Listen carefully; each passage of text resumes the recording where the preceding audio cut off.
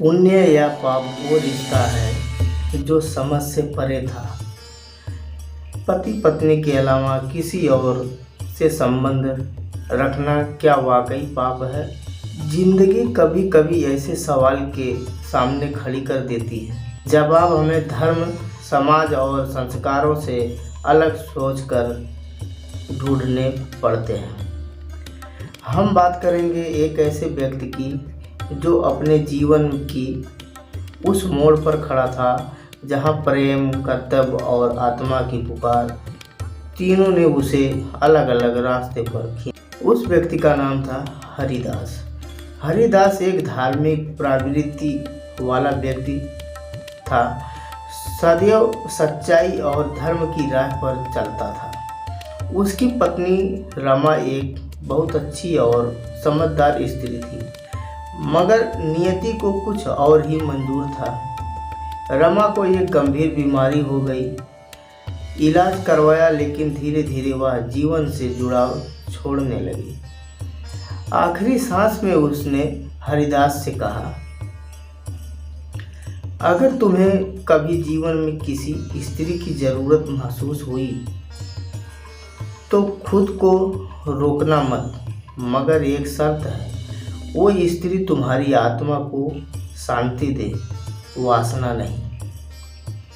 रमा के जाने के बाद हरिदास अकेला पड़ गया।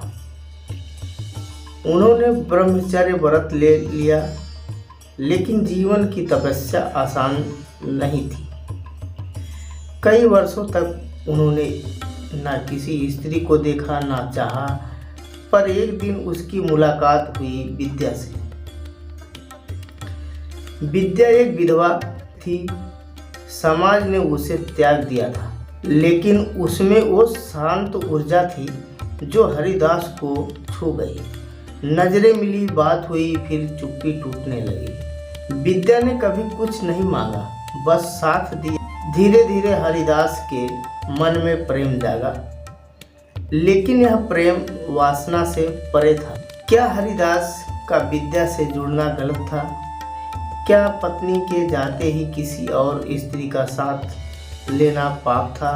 प्राचीन शास्त्रों में यह भी कहा गया है, यदि संबंध आत्मा से जुड़ा हो और दोनों को कल्याण की ओर ले जाए तो वह संबंध पाप नहीं होता।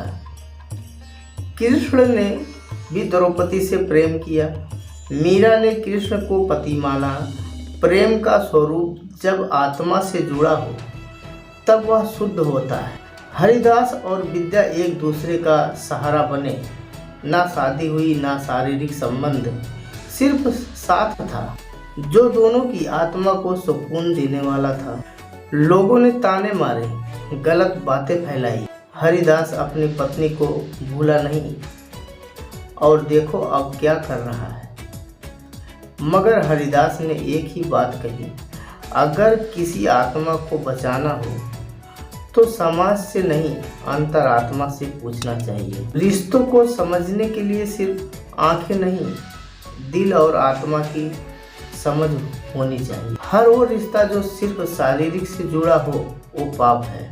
पाप और पुण्य की परिभाषा वो नहीं जो समाज तय करे, बल्कि वो है जो आपकी आत्मा शांति से स्वीकार करे। अगर ये कहानी आपके दिल को छू गई हो, अगर हरिदास और विद्या की ये यात्रा आपको सोचने पर मजबूर कर गई हो, तो इस वीडियो को लाइक ज़रूर करें, ताकि ऐसे सच्ची और आत्मा को छू लेने वाली कहानी और भी लोग सुन सकें।